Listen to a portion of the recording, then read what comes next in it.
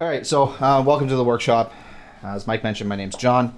I've been painting for quite some time. I've been part of this hobby for, I'm going to say about 15 years now. I do a lot of commission work on the side. It's not my regular job. I'm a chef by trade. So it's actually kind of rare for me to have availability on the weekends, but we made it happen. So this workshop is going to assume that you know the basics of painting a miniature, and that's going to be your layering, your shading, your metallics, separating that from your other acrylics.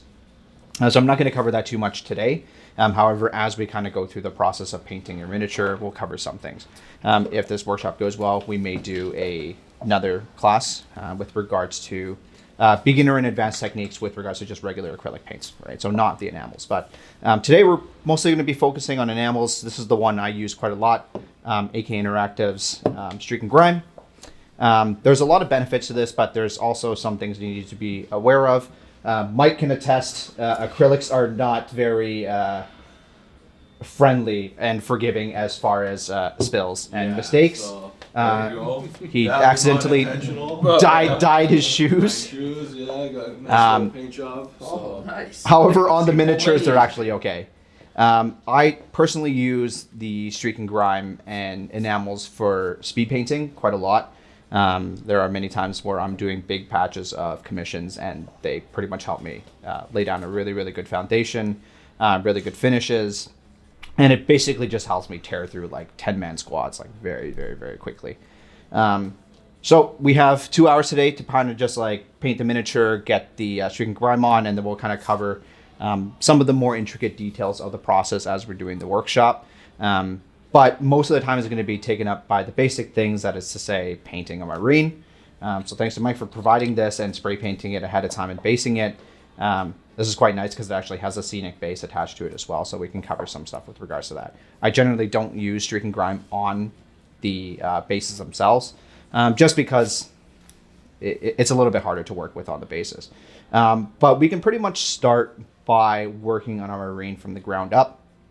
As we're kind of working through this, I'll make some notes. I'll tell you guys a little bit about the Streaking Grime process, as well as just some cool things that the grime actually interacts with regular acrylic paints.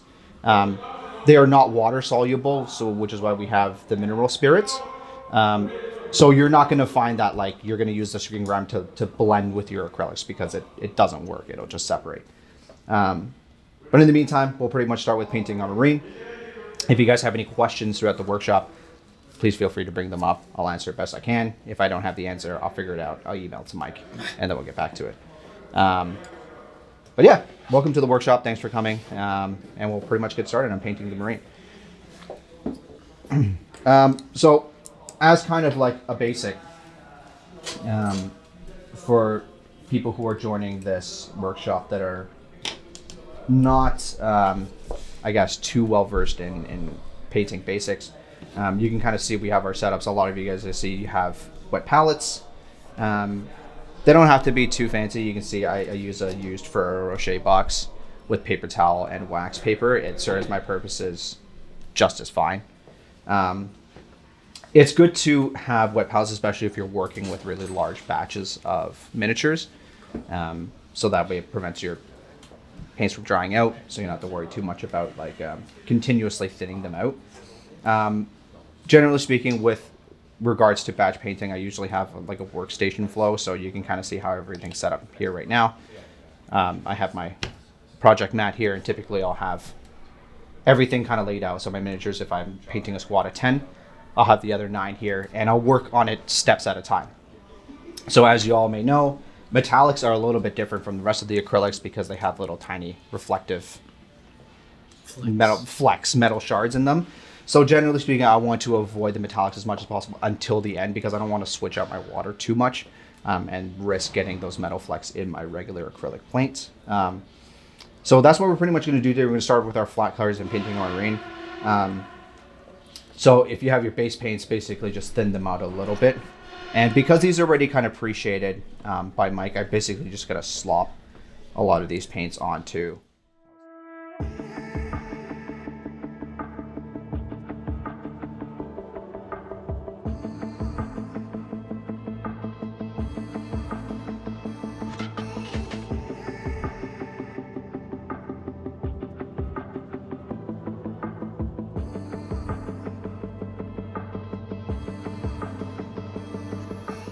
As you'll notice for me, I'm not really using contrast paints. I would recommend contrast paints, especially if they're zenithal already like this. You are going to see a little bit of a difference between my final product and your final product. And that's actually a good thing because I want to show you how putting down the enamel works at the end if you just have solid color versus a shade, which your contrast will provide you for.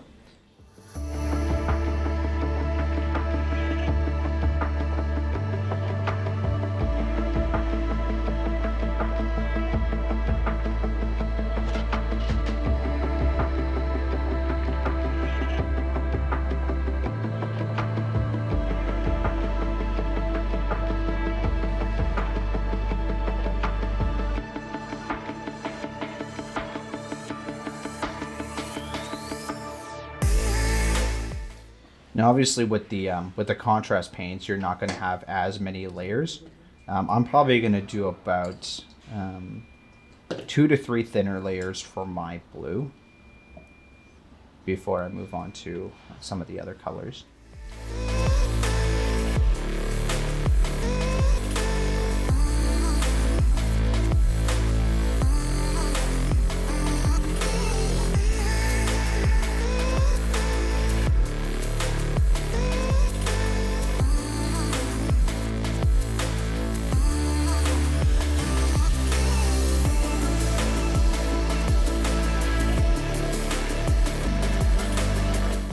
Now, in the same vein that people generally, like as a beginner, once you kind of explore the paint lines, you kind of find that using shades and washes are kind of like the artist tool to cheat pro painting. It's kind of the same thing with the enamel.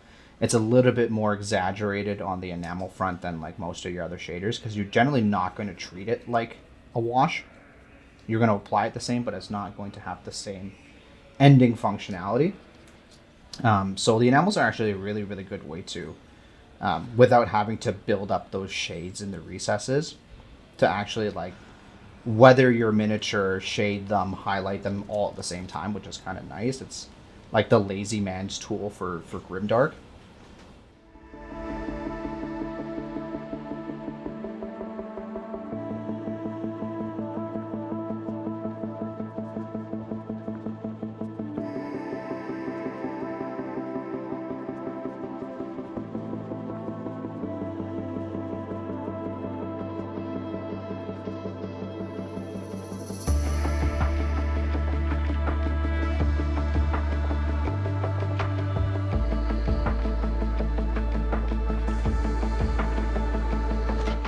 So I've kind of started my miniature by just slapping a bunch of blue onto it, pretty much every surface, even the ones that I'm not going to end up having blue. And mostly it's just a thing of getting as much coverage as I possibly can. Once we kind of apply the enamels, you're going to find that a lot of the areas where you're going to have a little bit more transition between colors, the enamel is actually going to help with that transition, which is nice. So I'm not worried about being too neat with my miniature. Just laying down the colors. Now, one of the things that you will find when you're doing this at home with the enamels, give your paints a little bit of time to dry and cure before you apply the enamels. Mostly because if it's still a little bit wet and it hasn't cured fully, your enamels are actually going to end up taking off some of the paint when you apply it with the mineral spirits. That's kind of what we have these Q-tips here for throughout the workshop. Once the enamel is applied, you're going to use that to dip into your mineral spirits to remove some of the color on the surface from the Streaking Grime. And if the acrylic hasn't had enough time to cure, you're basically going to find that while you're using the mineral spirits, it's going to take off some of your layers. So I'm going to give this a little bit of a moment to dry, and while that's happening, I'm actually going to paint the bolter.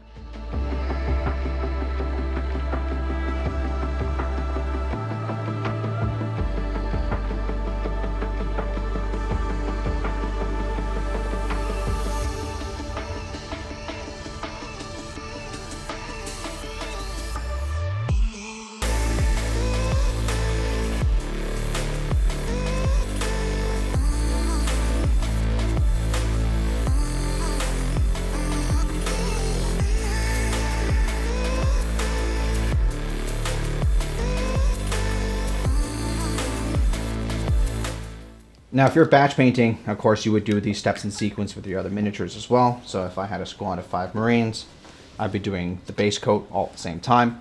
At home, I typically use an airbrush, so I can build in my highlights that way very quickly. Again, it's practice. With an airbrush, I could probably dump out all the base colors on a Marine, a squad of 10 probably in like less than an hour. But it's a little bit harder with the brush. You have to be a little bit more careful, but the results are the same at the end of the day. Okay, some of the armor panels have like started to dry, so I'm just going to go through with another layer really quick.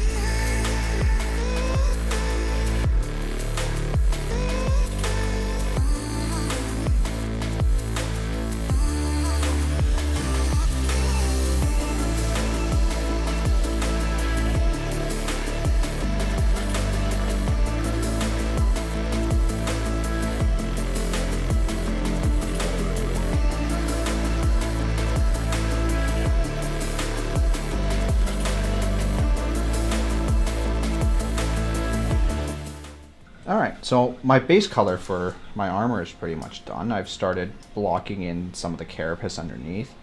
While that's finishing drying up, I'm going to do some other details. So I'm painting Marine as a Crimson Fist, so I'm going to give him the red hands.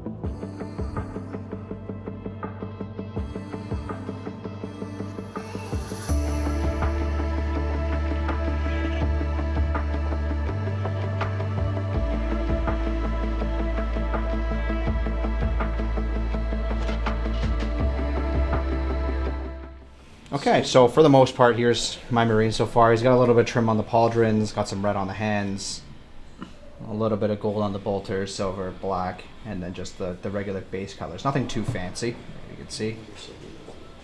And I'm probably going to take some time at the moment to work on the base. Again, if you guys want to spend a little bit more time on the marines instead of the base, feel free to omit that.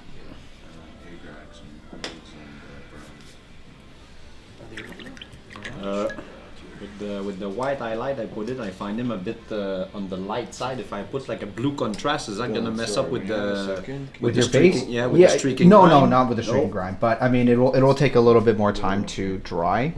Even on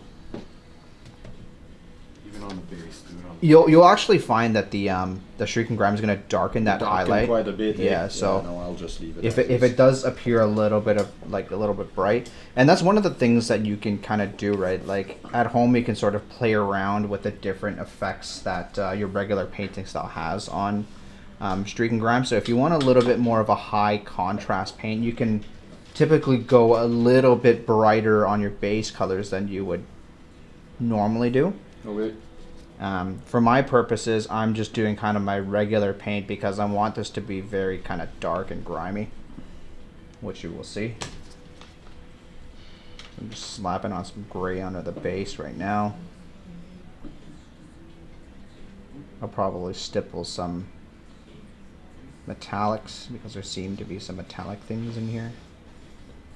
But I have some browns left, so I'll mix my gray with some of my browns.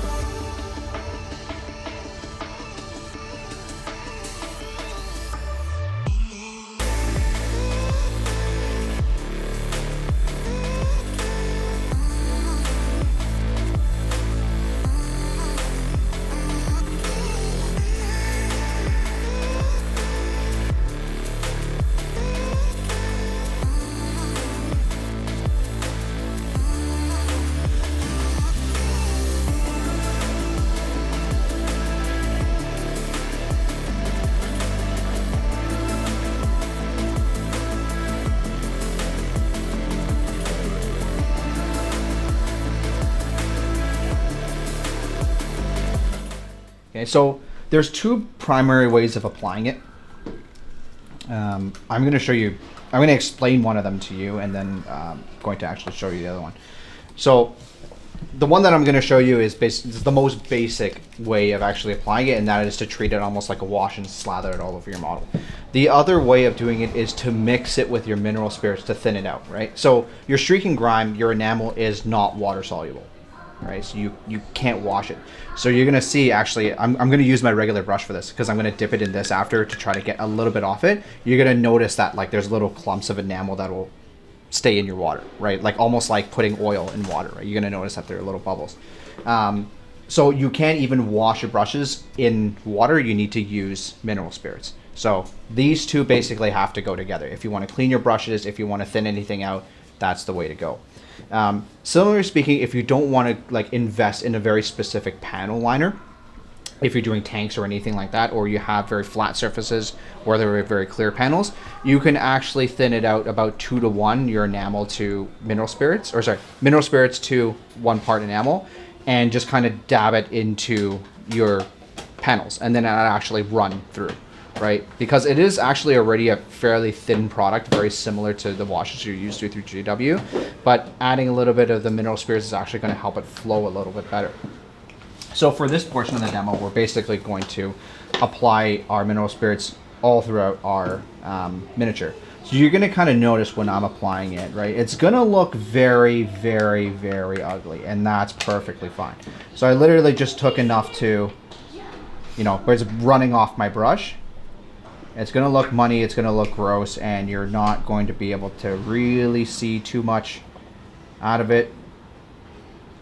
The most important thing is the coverage.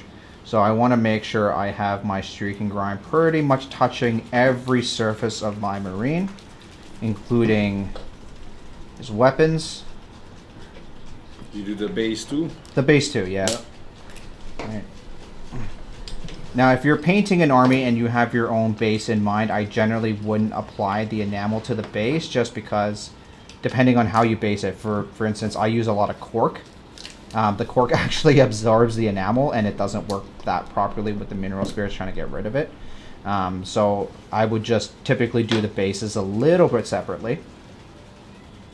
This is the part we're supposed to use a crappy paintbrush type of deal? Correct.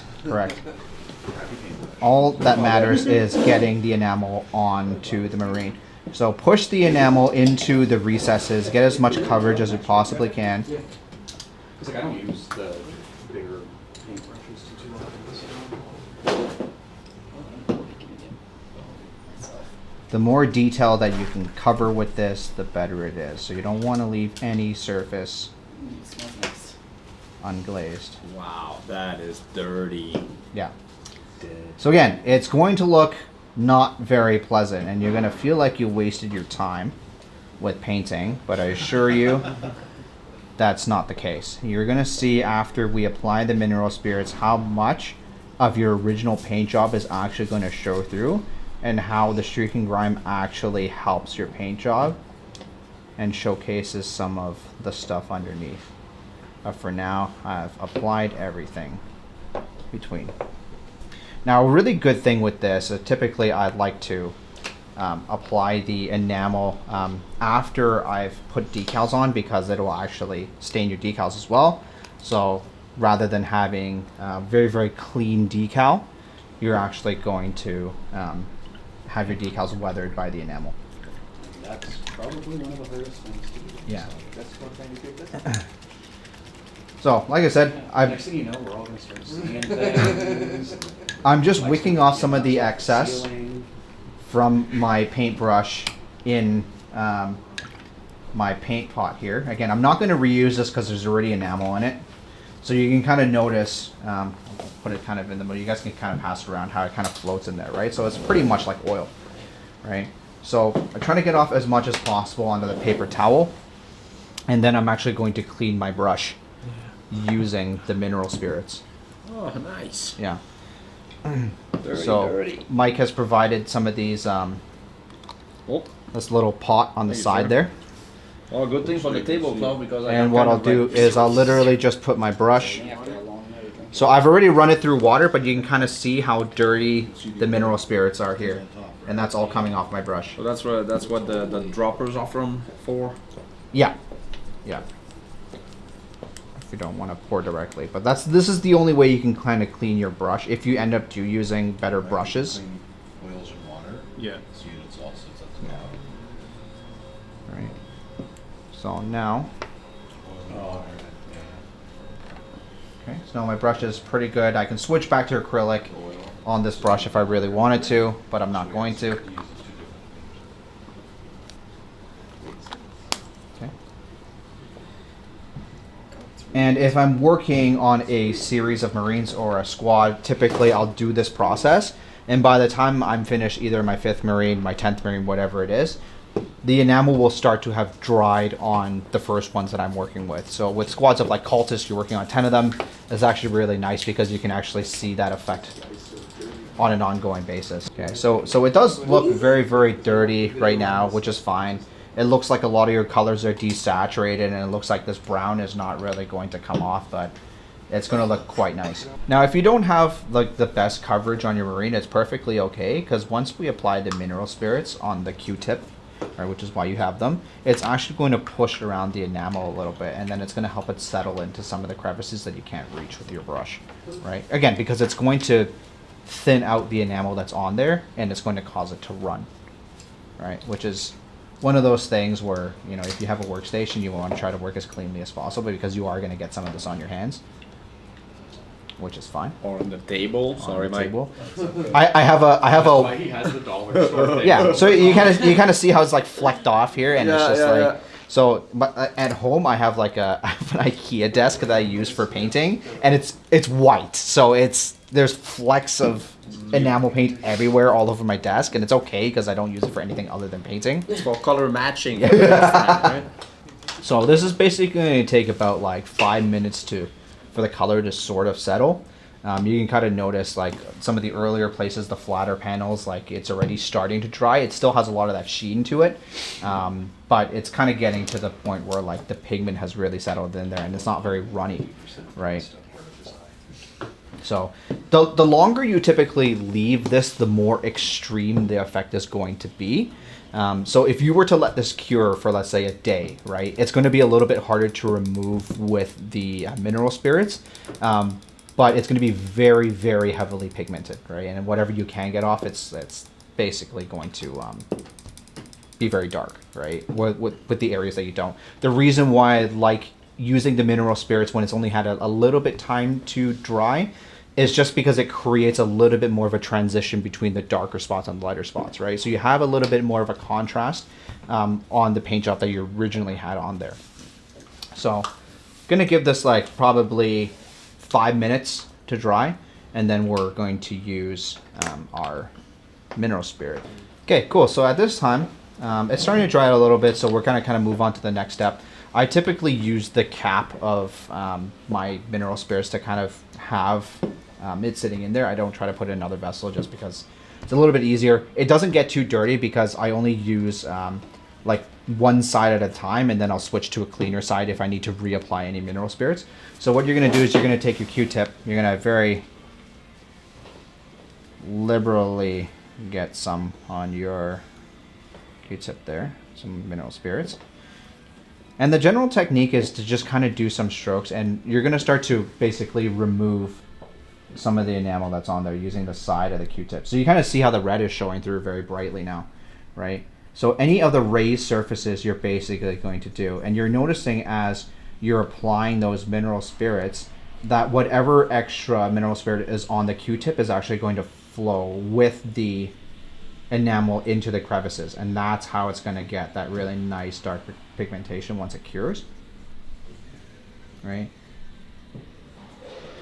If you want a little bit more of a high contrast, you can actually leave some of the lower panels less touched up, but I'm generally going to remove as much as possible because I want my original paint job to sort of show through there. Once you notice that it's actually not removing too much, I would just switch to the other side, dip some enamels in there, or dip your mineral spirits, and then go back to removing. Right, very, very easy process. Again, it's very easy with like big panels. Marines are like probably the easiest to do with this. More intricate models, you might have to go through a few Q-tips. Be very, very weary of things with spiky bits, particularly chaos, because it's going to snag on your Q-tip, and you're going to find some Q-tip bits on your models that you don't want. which is like a little bit problematic. Oh yeah. Yeah. So once it's kind of spent, just go to your next Q-tip.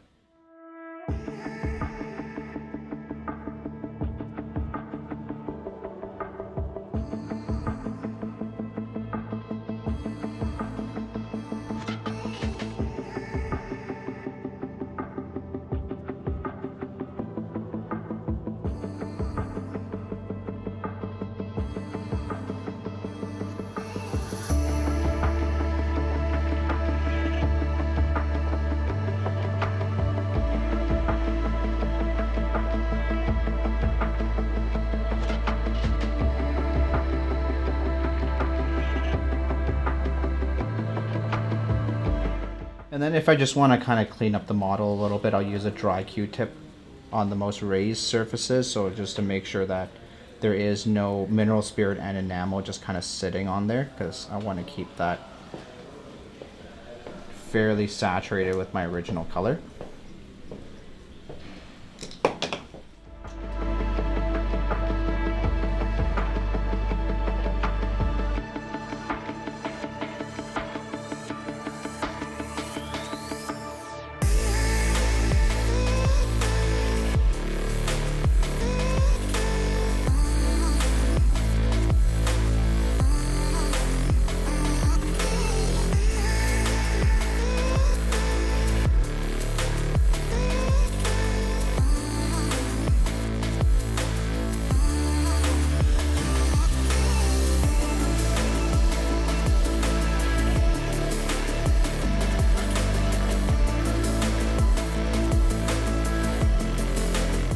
So after I'm done, because I have the enamel wash in the cap, I literally just pour it back because it's not being contaminated. And that's kind of nice.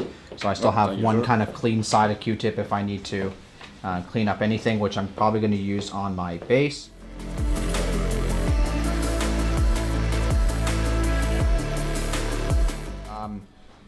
Yeah, it's going to look a little bit glossy at the moment, but it is going to be very, very matted once it cures. So you can kind of see now that some of the enamel has started to, or like the mineral spirits have started to evaporate, and a lot of the sheen is kind of coming off. What you kind of have left over is like this really dirty, like weathered down look for some of your models. Again, this works pretty well for, like if you batch paint your army, you can have a lot of them look very uniform in that respect, like they've kind of been at it for a little while. Give this like miniature a couple of days to cure, or even like just a day, or once like it's not wet anymore, and you can actually kind of go back in there and do some highlights and bring out that contrast a little bit more, right? Which we're not going to have time for today, but yeah, I mean it's a very good opportunity to sort of do really, really quick and dirty weathering. Obviously the base needs to be painted still, like the base rim needs to be painted. But yeah, I mean it's a very easy tool to use, and typically a pot even this size will get me through painting virtually like an army, right? Like a full 2,000 point army, if you're being like fairly liberal with it, will basically get you through, right? So it's not a very expensive product for what it does, and you can kind of play around with the applications, right? If you want to have more selective weathering, you can just kind of put it around its feet, anything like that. If you want to be more careful for how you're kind of picking it, dilute it with a little bit of mineral spirits, and just kind of dab it into the areas where you need to, and then clean it up the same way, right? So it's a very, very easy process, and you're going to find that it adds a lot to your models. Yeah, no, it's wicked. Like, it does a lot. It makes it a lot cooler than the actual GW washes. Yeah. Oh yeah. It removes a lot of the steps too, because then you don't actually have to go in and do the washes with whatever stuff, right? But yeah, it's like one stop shop for weathering and shading as well, right? And again, if you're finding that some of the grime has settled in very flat panels where you're not looking for it to, once it cures, just go back over it with some acrylic, right? Because those are areas that you're going to want brighter anyway, and then it'll provide a nice bit of contrast. Are we able to varnish these models the same as we would anything? Yes. So once it cures, you treat it exactly as you would if it was painted in acrylic, right? Until then, like you don't really want to mess around with it. Like if you see some mistakes at this point, I wouldn't go back into it with acrylic to touch it up. I would wait till the model's cured a little bit more, which is to say like probably about an hour, Oh. right? Then you can start kind of working with it a little bit more, right? But you're going to notice that, like, even as you're bringing it home, you might still notice a little bit of sheen to it, right? And again, that's going to go away with time. Once all the sheen is gone, then you can kind of go back in and touch it up.